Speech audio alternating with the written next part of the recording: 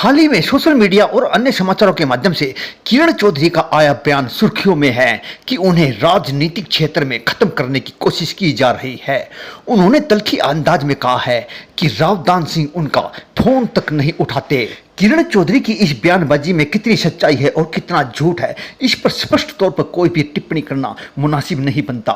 दूसरी तरफ किरण चौधरी पर भी आरोप लगाए जा रहे हैं कि वह अपनी बेटी श्रुति चौधरी को टिकट न मिलने से खपा है और राव दान सिंह के साथ तालमेल मिलाकर नहीं चल पा रही है।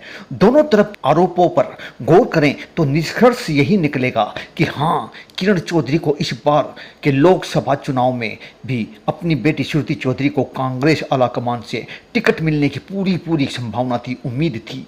पर इस बार 2024 लोकसभा चुनाव में कांग्रेस आलाकमान ने यह टिकट राव दान सिंह को दे दी। इस घटनाक्रम से हम सीधे तौर पर यह आरोप किरण चौधरी पर बिल्कुल भी नहीं लगा सकते कि किरण चौधरी कांग्रेस पार्टी के लिए वोट मांगने का काम नहीं कर रही। हाँ, राव दान सिंह को भिवानी महेंद्रगढ़ से टिकट मिल जाना किरण चौधरी की उस उम्मीद पर पानी फिर जाना जरूर है जो उन्होंने टिकट की उम्मीद अपनी बेटी श्रुति चौधरी को मिलने की जताई थी। पर इसका मतलब ये नहीं हो जाता कि किरण चौधरी कांग्रेस के खिलाफ अपने बगावती तेवर दिखाने में लगी है। किरण चौधरी कांग्रेस पार्टी की वरिष्ठ नेत्री रही है। जनता में समर्थकों में किरण चौधरी की गहरी पकड़ है, गहरी पैठ है। मतदाताओं की लंबी कतार उनके समर्थन में रहती है। अब जो जरूरी मुद्दा है वो ये है कि किरण चौधरी पर ही दोष क्यों मंढा जा रहा है। किरण चौधरी पर ही ये ठीकरा क्यों फोड़ा जा रहा है कि चुनाव में किरण चौधरी लोकसभा उम्मीदवार राव दान सिंह से चुनावी प्रक्रिया को लेकर तालमेल नहीं बिठा रही। क्या राव दान सिंह का भी कर्तव्य नहीं बनता कि वो कांग्रेस की वरिष्ठ नेत्री किरण चौधरी से मिले, उन्हें अपने साथ चलने के लिए कहे, क्योंकि राव दान सिंह को ये समझना भी अति आवश्यक है कि ये चुनाव कांग्रेस पार्टी की शाख बचाने के लिए है। इन चुनाव में सभी शिकवे शिकायत दरकिनार करना जरूरी है। मिलकर साथ चलकर ही कांग्रेस के हाथ को मजबूती दिलाई जा सकती है। ये वक्त नाराजगी का नहीं, ये वक्त अपने अपने अहम के टकरावों को रोकने का है। अब हम राव दान सिंह के शहर में लगाए गए होर्डिंग्स व बैनर्स की बात करें तो इन होर्डिंग्स पर पूर्व मुख्यमंत्री भूपेंद्र सिंह हुड्डा, दीपेंद्र सिंह हुड्डा, कांग्रेस के अमूमन सभी शीर्ष नेताओं के फोटोज है, पर कहीं पर भी किरण चौधरी या श्रुति चौधरी की फोटो नहीं। ये होर्डिंग्स और ये बैनर बहुत कुछ कहते हैं, बहुत कुछ बोल रहे हैं। अगर दिमागी घोड़ों को दौड़ाकर समझने की कोशिश की जाए तो मामला समझ आ जाएगा।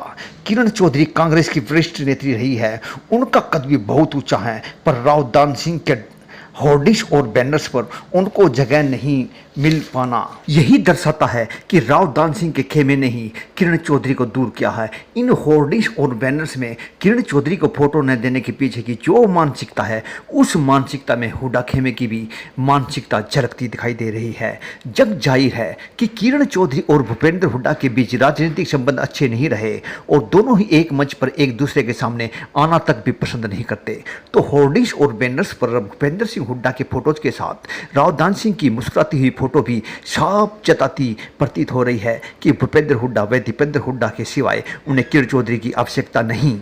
अब इस सारी प्रक्रिया से निचोड़ जो निकलता है वो ये है कि राव दान सिंह का भूपेंद्र सिंह हुड्डा, दीपेंद्र हुड्डा से जो लगाव और विश्वास है, उससे किरण चौधरी के समर्थकों व वोटरों के बीच क्या संदेश गया है। ये गुटबाजी और अहम के टकराव की गतिविधियां कहीं कांग्रेस को लोकसभा चुनाव में भिवानी महेंद्रगढ़ सीट की ओर से नुकसान तो नहीं पहुंचा देगी।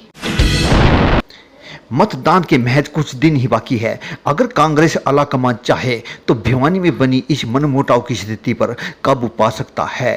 अगर कांग्रेस के शीर्ष नेता अभी भी नहीं चाहते तो भिवानी में बनी यह मनमुटाव की स्थिति ऐसी हवा चला सकती है जो फिर से कमर को खिलाने का जरिया बन सकती है।